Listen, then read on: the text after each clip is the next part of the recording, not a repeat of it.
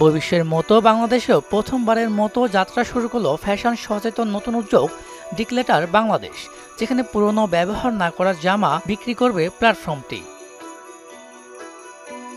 শুক্রবার সন্ধ্যায় গুলশানের একটি অভিজাত হোটেলে এক জমকালো অনুষ্ঠানের মধ্য দিয়ে ডিক্লেটার বাংলাদেশের অফিসিয়ালি অ্যাপস উন্মোচন করেন প্রতিষ্ঠানটির ডিরেক্টর ও সঙ্গীত শিল্পী শোভান্না আক্তার।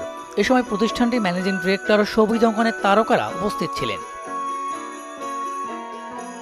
শোভান্না আক্তার জানান, বর্তমান সময়ের মেয়েরা অনেক ফ্যাশন সচেতন, যারা যে কোনো অনুষ্ঠানের জন্য একটি ড্রেস একবারই পরে।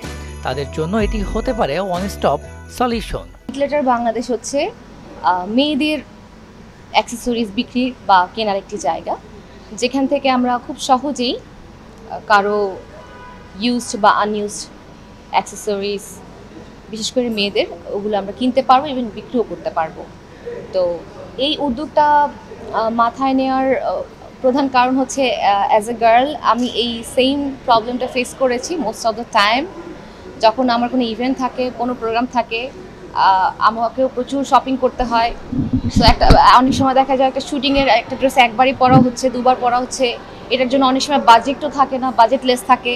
তো তখন আমি চিন্তা করি এরকম একটা যদি প্ল্যাটফর্ম থাকতো যেখানে কারো একবার ইউজ করা ড্রেস বা একদম আনইউজ ড্রেস যেটা তার লাগছে না, ফেলে রেখেছে বা সাইজ হচ্ছে না, ওই ড্রেসটা যদি আমি কম খরচে কিনতে পারি, সেক্ষেত্রে আমার কস্টিংটা একটু সাশ্রয়ী হচ্ছে, আর সাথে আমি একটা ভালো সুবিধাও পাচ্ছি।